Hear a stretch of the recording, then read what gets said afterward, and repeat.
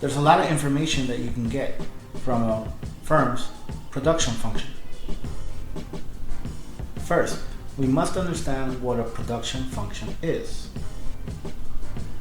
Think about an equation, and in this equation you have variables.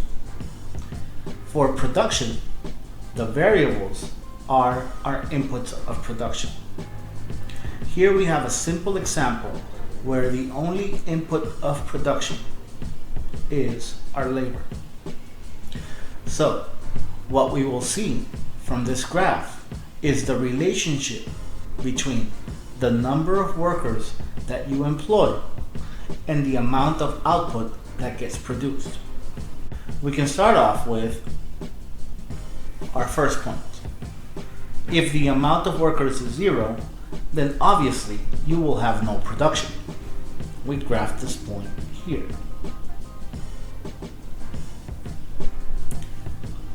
If we continue analyzing the rest of the points, we can take these coordinates and plot them on the graph. The relationship looks something like this, where quantity is a function of labor. Now, what we notice is that as we employ more workers, the quantity does indeed increase every time.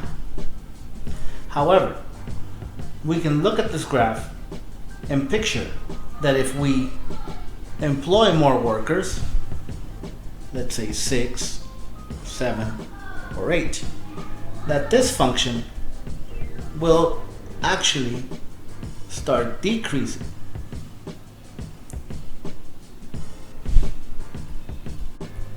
Why is that? Well, we need to take into consideration our marginal product of labor, MPL.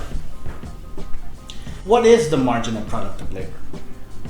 Well, we can analyze this data and figure out exactly how much each additional worker brings to this firm in terms of production. So, we have fairly easy numbers in this example. You can see that the first worker offers 1,000 units of wheat.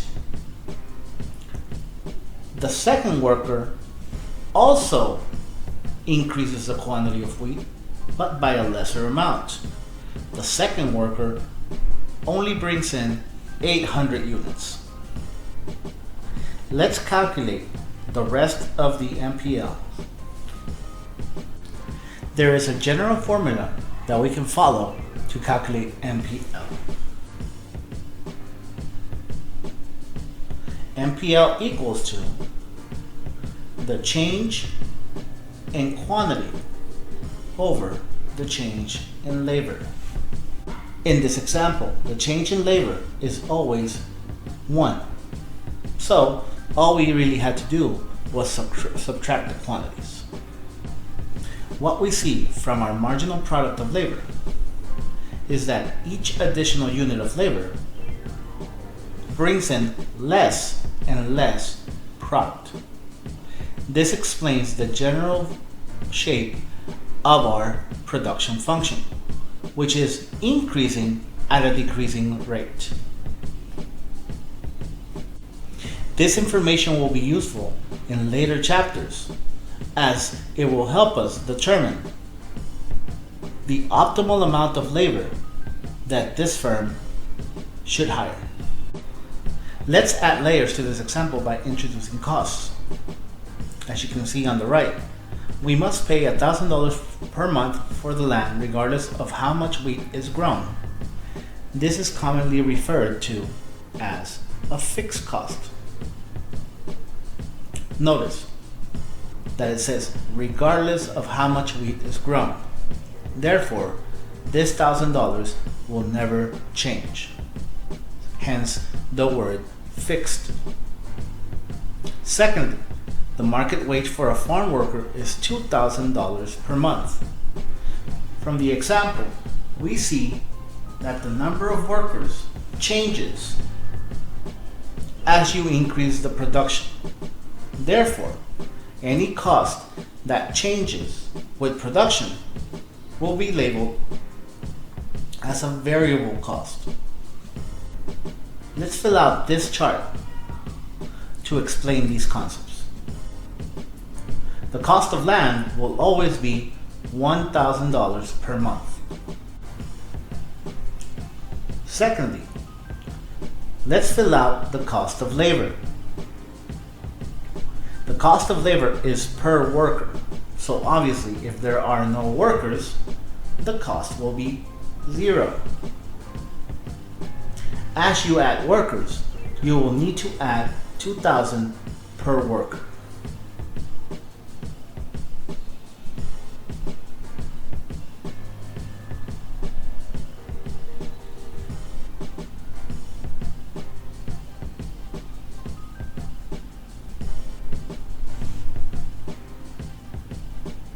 Hence, your total cost will be, for 0 units,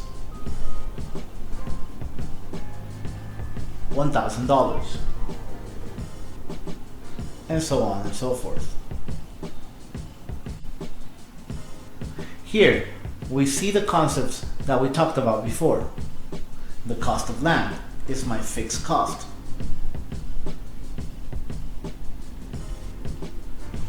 My cost of labor is variable cost. And my total cost is equal to my fixed cost plus my variable cost. From now on, we will refer to these as FC for fixed cost, VC for variable cost, and TC for total cost. To add meaningful analysis to this example, we also need to know how to calculate marginal cost. Like any marginal variable that we have discussed, my marginal cost will be my change in total cost divided by the change in quantity.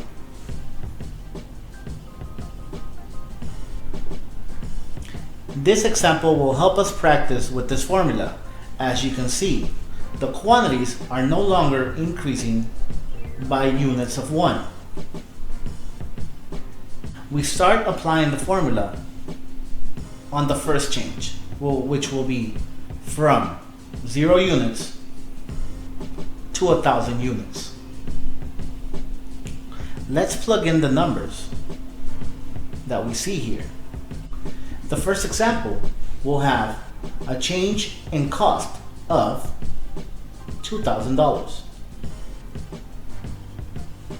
Notice that this is what the variable cost of labor is. We will divide this by the change in quantity.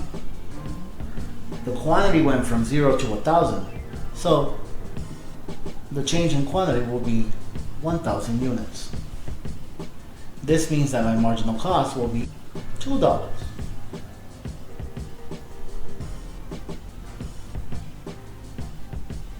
Let's do one more together. Again, we have a change in total cost of $2,000. We are now dividing by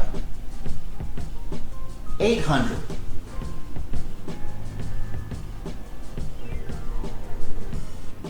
This means that my marginal cost will now be $2.50. Stop the video and see if you can calculate the rest of the marginal cost column. These are the answers. What do you notice happens to marginal cost as we produce more and more? You should notice that marginal cost increases as we produce more. This means that each additional unit of production is more expensive than the last. Why is this? There is a relationship between our marginal product of labor and our marginal cost. Remember that marginal product of labor is always decreasing. This means that each additional unit of labor produces less. If you combine this with a fixed wage rate, which is 2,000, what this gives you is an increasing marginal cost, because marginal product of labor is decreasing. Each additional unit of production becomes more expensive to make. Hence, our marginal cost numbers increase.